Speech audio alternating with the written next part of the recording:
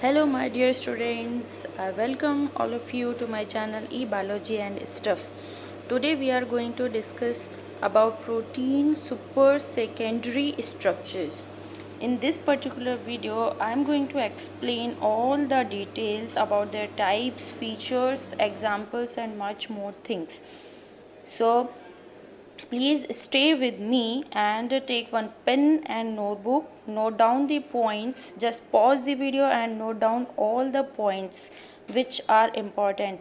And all the points, whatever I am giving, all are important. So you note down all things and it is quite complicated and difficult topic to understand, but I try to make it as simple as possible for you all. So it may take some long time to explain, but stay with me and please note down all the points.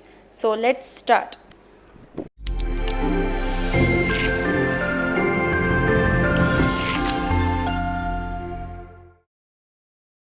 So what are super secondary structures? Super secondary structures are also known as motifs or folds. These are stable arrangements of several elements of secondary structures and the connection between them. Single large motif can be an entire protein or a part of the protein. I will explain it. Stable arrangement of several elements of secondary structure. We know there are different secondary structures, as I already explained in previous videos. The link I am giving in description box, and different beta sheets, right? So we have in 3D arrangement, we have different types of structures in the same protein. So how these structures are connecting with each other?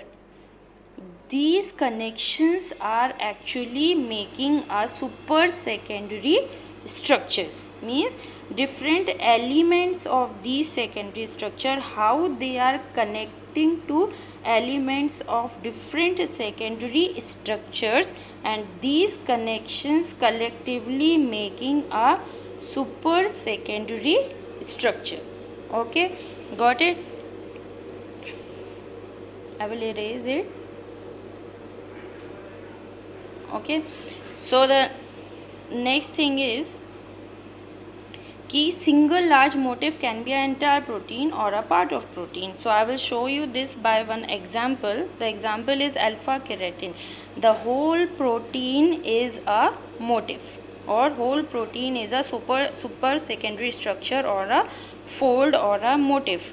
And here you can see this is the protein name is triisophosphate isomerase, but only the portion, this portion, that is TIM barrel, is a type of motif. Here the whole protein alpha keratin is a motif.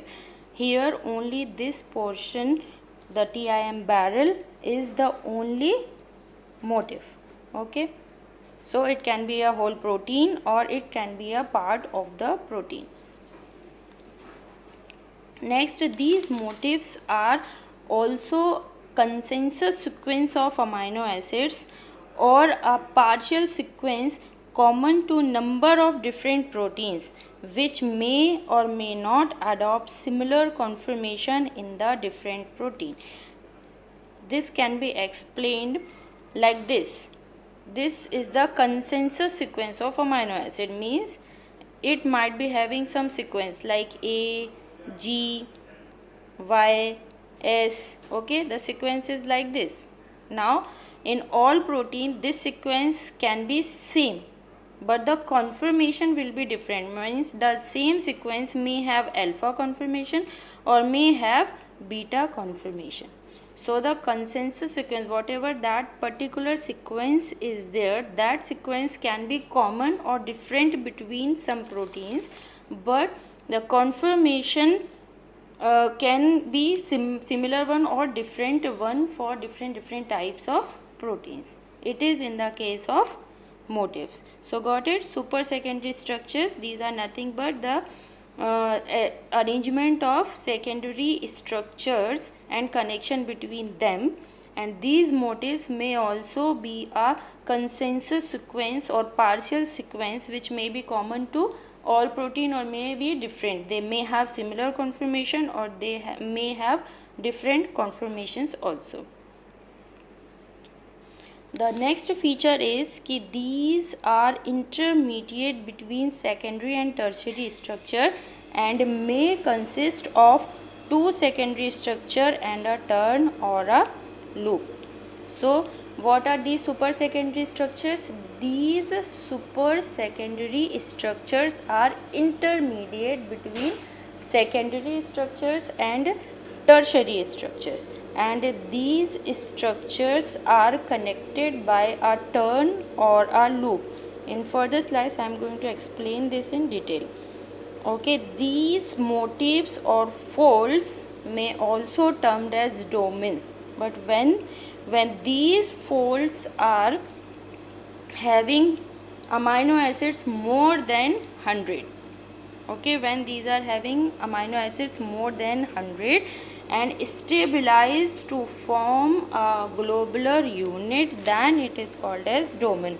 So a fold having amino acids more than 100 and become stabilized to give you a globular unit, that is known as domain. Even after you separated polypeptide chain or after you destructure a polypeptide chain, these domains retain its structure and activity. Okay, single protein may have multiple domains and each domain have distinct function. So a single protein may have multiple domain. Here you can see it have two domains. It also have two domains, and the activity for two domains are completely different. Maybe one have the activity of recognition and other act on the site. So different domains have different activities even if they are present in the same protein. So what you got is कि super secondary structures are nothing but intermediates between secondary and tertiary structures. And what are domains? Domains are the nothing but folds only, but have more than 100 amino acids and retain its activity even though it is separated from the polypeptide chain or the complete protein. A single protein may have multiple domains, but different domains will have different actions. The next is types of supersecondary structures. So there are three classes of supersecondary structures. First is helix, second is sheet, and third is mix. Then helix can be further classified into helix turn helix, helix loop helix, helix hairpin helix, and alpha alpha corner. Sheets also can be classified as beta hairpins, beta beta corner, Greek key motif, and mix have beta alpha beta. These all things we are going to discuss in detail. First we will see type of helix. Helix turn helix. This is very simple supersecondary structure. Here you can see one helix is there, one alpha helix is there, and second alpha helix is there, and these both are connected by a turn. That is why it is known as helix turn helix. Two alpha helices are connected by a turn. Here you can see it with very clear picture. What is there? Here we have one alpha helices and second alpha helices. Both are connected by a turn. What these alpha helices do, or what is the specificity? Mostly helix turn helix are DNA binding domains. They are rich in DNA binding domains. Here you can see the one alpha helix act as a recognition helix. Imagine this is our DNA. So this is the minor groove and this is the major groove. So this particular recognition helix will recognize the portion of the major groove, then with the turn another helices will come and it will stabilize the structure. Got it? So the one alpha helice is going to recognize it and other is going to stabilize it. Got it? So here whatever is written ki residues on this side forming hydrogen bond with the major group, then this end will come and it will form non-polar contacts with this recognition helix and complete structure will get stabilized. By this process these helix turn helix are acting as a DNA binding protein. Now we will see some examples. So calcium binding proteins, cell proliferation proteins, DNA structure stabilizing protein that I already told you, bacterial operons like lac operon, and regulation of transcription, some transcription regulatory proteins, circadian rhythms regulation processes, and various developmental regulatory proteins are having helix turn helix. Next is helix loop helix. In helix loop helix we have again two alpha helices, but now they are connecting by a loop. These helix loop helix are very specific in binding. They recognize only specific sequence of DNA, and another speciality is one helix is smaller and allows dimerization by folding and packing against another helice. Like here you can see one helix is smaller and it is allowing a dimerization of two alpha helices and helping in recognizing a specific sequence and binding to DNA. So these two helices packed around each other to form a dimer, then they recognize a specific sequence on DNA and binds to specific sites only.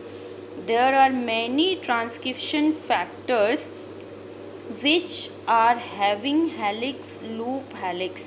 The example I have written here, HLH, dimeric motifs, binds to consensus sequences. Consensus means specific sequences called EBOX, CAC, GTG. That means it can recognize only the sequence which is CAC, GTG. So helix loop helix, the speciality of helix loop helix is they are very specific and they dimerize by packing around each other. The next is helix hairpin helix. Again it is having two alpha helices which connecting to each other and finally it gives a appearance of hairpin. That's why it is known as alpha hairpin alpha helix. So here the appearance gives the name. In this particular structure you can see this is the major groove and this is the minor groove. These hairpins are coming and here you can see I have written hairpin.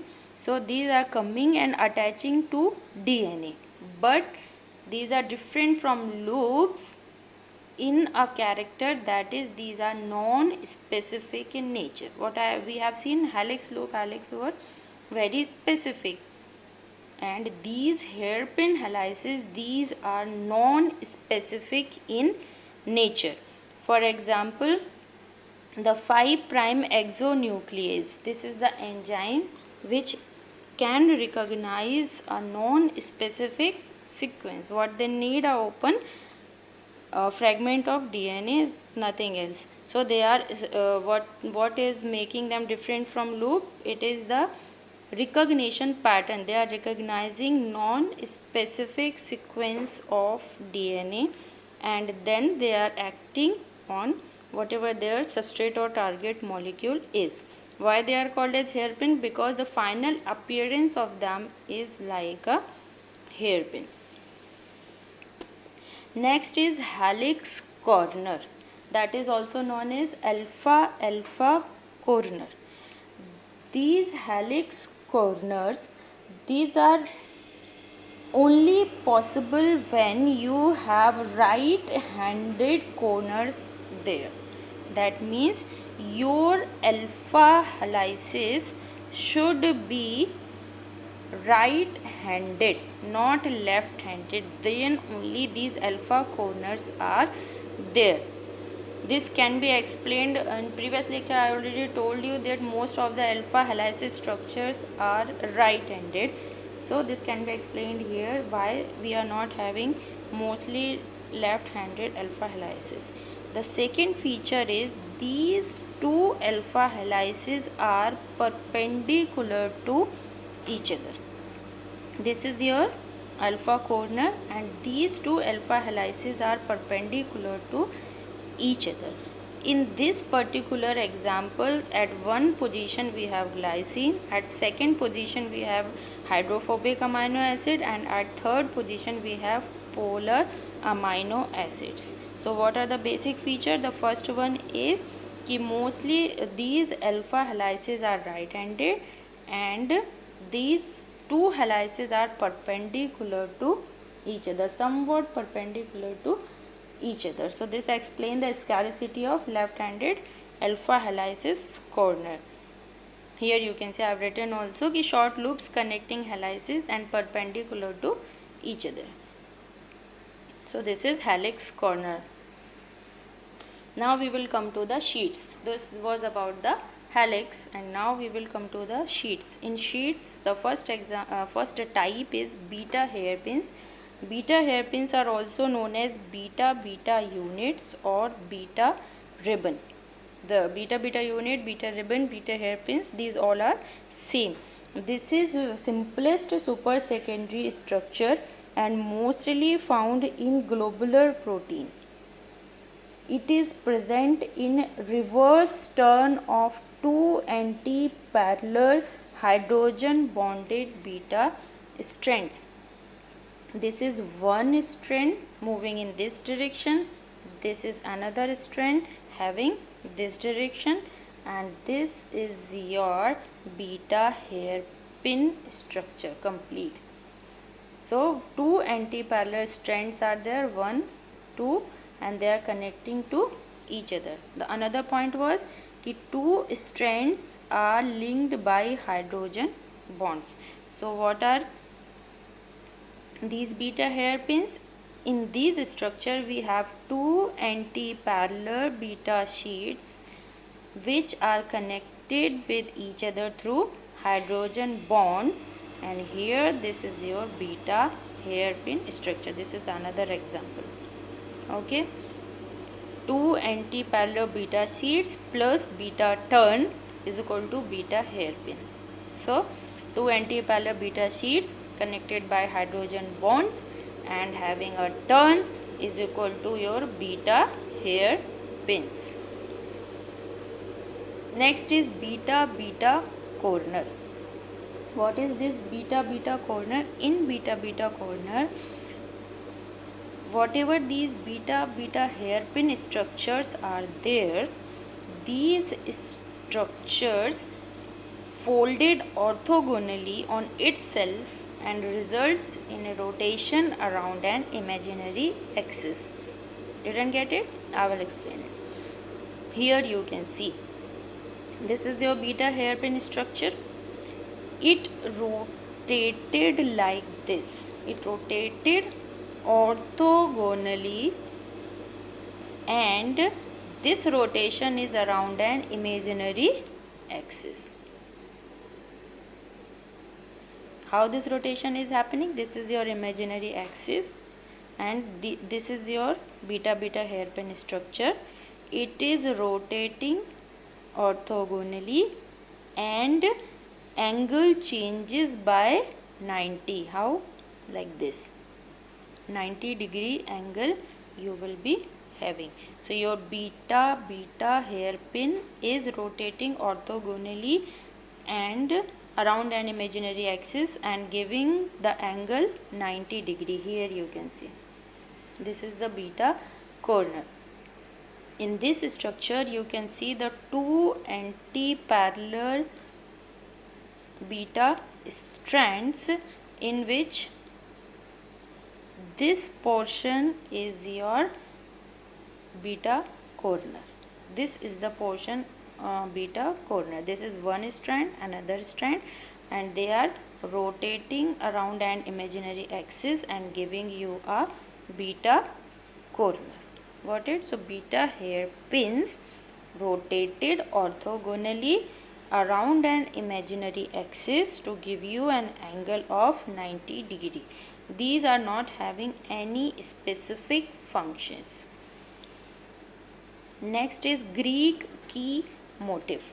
Greek key motif is very simple. Here you have strand number 1, then 2, and then 3. These three strands are linked by beta turns. Now this first one is linking to another beta strand, and this complete structure is known as Greek key motif. What is there? The first, second and third beta sheets are linked by beta turn.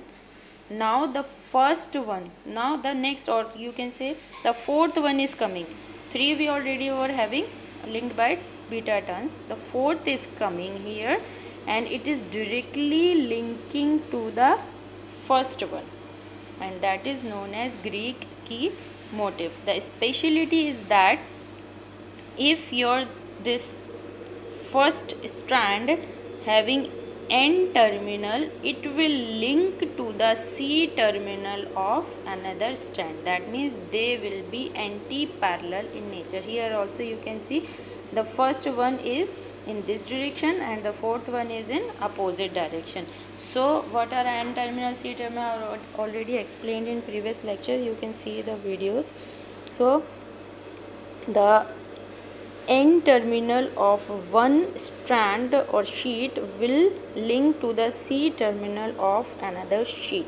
There are many examples of these Greek key motifs like bacterial cellulase, spherical virus capsid proteins, nitrate reductase enzyme, prealbumin, PABD chaperones, insecticidal delta endotoxins, etc. These all are having this type of motifs. Next is beta alpha beta motif. Now this is the mix one. It is having beta also, alpha also. Till now we were having either alpha, either beta. Here it is having beta alpha beta. This is also very simple one. Here we have alpha strand in the middle and beta sheets in of both sides. This may be of two type, helix above the plane or helix below the plane. Here the helix is placed above the plane and here helix is placed below the plane. This is for right-handed and more than 95%. So again it is showing the scarcity of left-handed.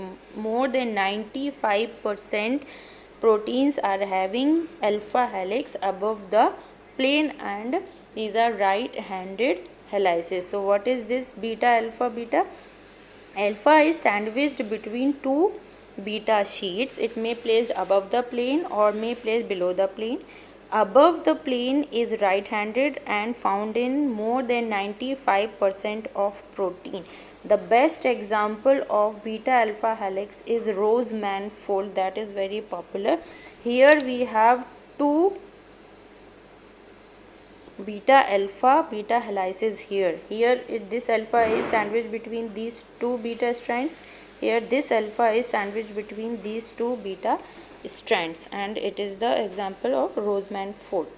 The speciality of beta alpha beta fold is here the first loop is evolutionary conserved, means this sequence conserves or remains same in evolution when we are going from one generation to another generation, the sequence remains same. It is conserved form, and whatever this second loop is there, this second loop may change, and rarely it has a known function. So the first loop is evolutionary conserved, and the second loop is not conserved and have very rare functions. So got this beta alpha beta motif. What it is? Alpha is sandwiched between two beta seeds. It may be above the plane or maybe below the plane.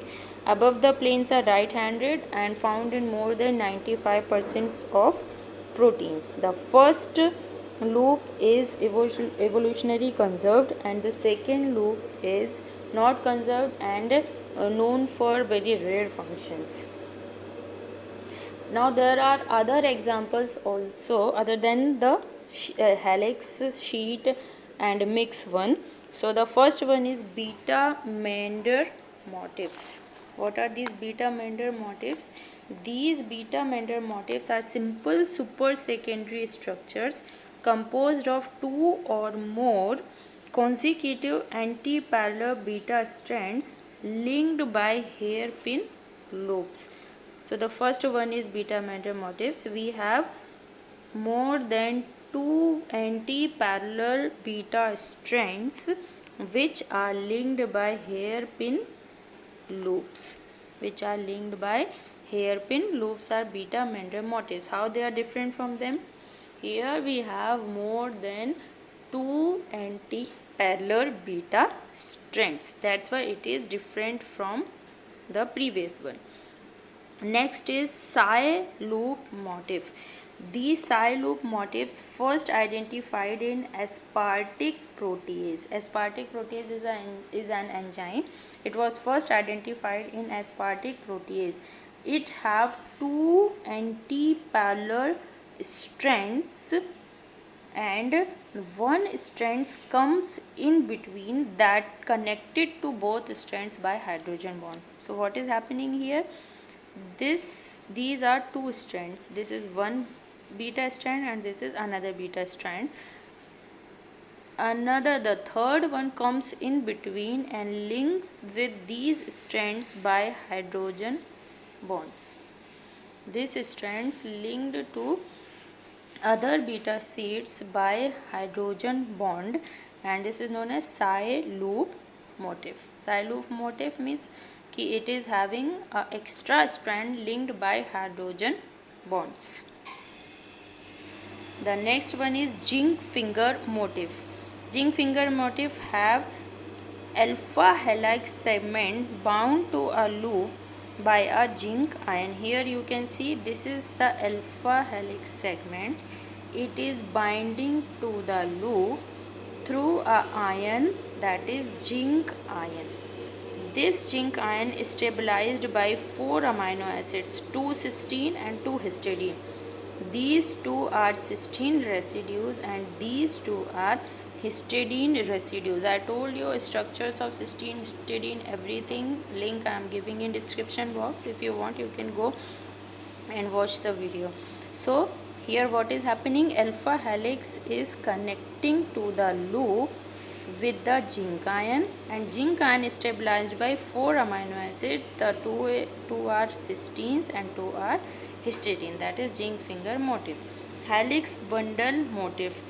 It is having long stretch of polar amino acids fold into transmembrane alpha helices. Like here you can see these alpha helices, these are folded into a transmembrane nature. This is the membrane, and these alpha helices are arranged in the form of bundles through this transmembrane. Mostly the cell surface receptors, ion channels, active passive transporter, all are having these helix bundle motifs. The last one is beta barrels. These beta barrels are very simple. Here only anti-parallel beta shields rolled into form of a cylinder. Here you can see these are anti-parallel beta sheets which is rolling to form a cylinder. right? And these are present in outer membrane of gram-negative bacteria, and porins also have these type of beta barrels. So we will have a quick revision what we studied in these all slides. These super secondary structures are intermediate structures between secondary and tertiary structures, and these are made by attaching or linking of elements of secondary structures with each other to form a different super secondary structures. Now you may get the meaning of that sentence कि different secondary structures are linked by turn, loops or hairpins or different things. The types are, we have three: helix, sheet and mix. In helix, first is helix turn helix. Helix turn helix, what was there? Two helix attached by turns, and they can recognize specific sequence on major group and stabilize the structures. Helix loop helix, having loop between two helices, and they also recognize specific sequences and form a dimer. Helix hairpin helix, helix hairpin helix can recognize any sequence, they are not specific in nature, and the final appearance is like a hairpin. Alpha alpha corners, alpha alpha corners were there in which the two helices were perpendicular to each other and were having right-handed corner. In sheets we were having beta hairpins in which two antiparallel hydrogen bonded strands were linked through a hairpins. Then beta beta corner, in which these beta hairpins rotated orthogonally around an imaginary axis and give you 90-degree angle. Greek key motifs. Greek key motifs are very important one, in which we have three strands of beta attaching with turns, then fourth strand is coming and directly attaching to the first anti-parallelly. Then the mix beta alpha beta, in which alpha is sandwiched between two beta strands, may be above the plane or below the plane. Mostly we have right-handed above the plane beta alpha beta motifs. More than 95% proteins are having this type of motifs. Others are beta Mendel motifs. What was beta Mendel motif? In beta Mendel motifs you were having more than two beta strands linked by hairpin loops. Psi loop motifs, in which a new one comes between two beta strands and linked through hydrogen bonds. Helix bundle motifs, in which helices are arranging themselves into a form of bundles through a transmembrane. The zinc finger motif, in which zinc is helping in attaching alpha helix to the loop. And the last one was beta barrel, that makes a cylinder. So if you like the video, please like it and subscribe the channel for further videos, and please press the bell icon, and thank you very much.